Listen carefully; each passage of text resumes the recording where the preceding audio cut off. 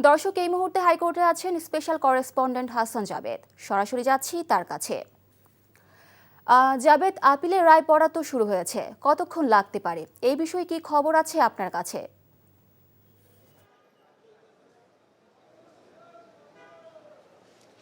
মিলি, সকাল 11টায় কিন্তু বিচারপতি একেএম আসাদুজ্জামান তিনি রায় পড়া শুরু করেন। এখনও কিন্তু রায় পড়া চলছে। আসলে অনেক পৃষ্ঠা রায়, তবে কিছু কিছু পোরশন বাদ দিয়ে যেগুলি মূল বিষয় সেগুলি কিন্তু উনি পড়ছেন। এখনও রায় পড়া চলছে এবং যেই বিষয়টা সেটা হচ্ছে যে আদালতে কিন্তু আসামি পক্ষের যে আত্মীয় স্বজনরা এবং আবরার ফাহাদের বাবা এবং তার ভাই তারাও কিন্তু আদালতে উপস্থিত আছেন এবং তাদের সাথে অনেকের সাথে কথা বলেছি। আবরারের বাবা এবং আবরারের ভাইয়ের সাথে কথা বলেছি। তারাও বলছেন যে বিচারিক আদালত থেকে যে রায় পেয়েছেন এবং তারা প্রত্যাশা করছেন হাইকোর্ট থেকে তারা ন্যায় বিচার পাবেন এবং সঠিক বিচারটাই তারা প্রত্যাশা করছেন। এই ঈদে জামা জুতো অ্যাক্সেসরিজের ডিসকাউন্ট।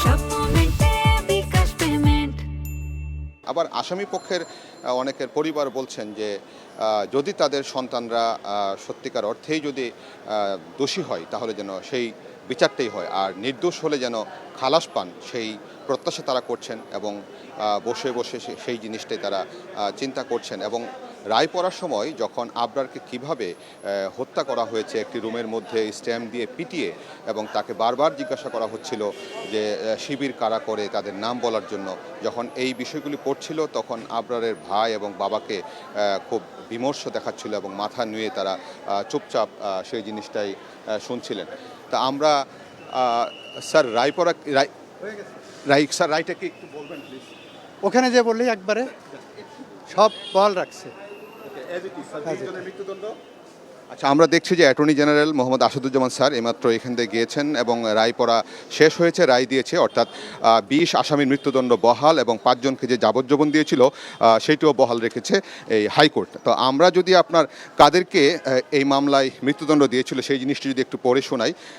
এই মামলায় মৃত্যুদণ্ড দেওয়া হয়েছিল মেহেদি হাসান রাসেল, মোহাম্মদ অনিক সরকার, মেহেদি হাসান রবিন, ইফতি মুশারফ সকাল, মোহাম্মদ মনিরুজ্জামান মনির, মোহাম্মদ মেফতাহুল ইসলাম জিয়ন, মাজেদ, মুজাহিদুল ইসলাম, তারপর তানভীর, তোহা, বিল্লা, নাজমুস সাদাত, অমর্ত্য ইসলাম, মুনতাসির আল জেমি, শামসুল আরিফিন, তাদেরকে দিয়েছিল মৃত্যুদণ্ড। এবং আমরা জানি যে আজকে এই মামলায় 4 জন আসামি কিন্তু পলাতক আছেন।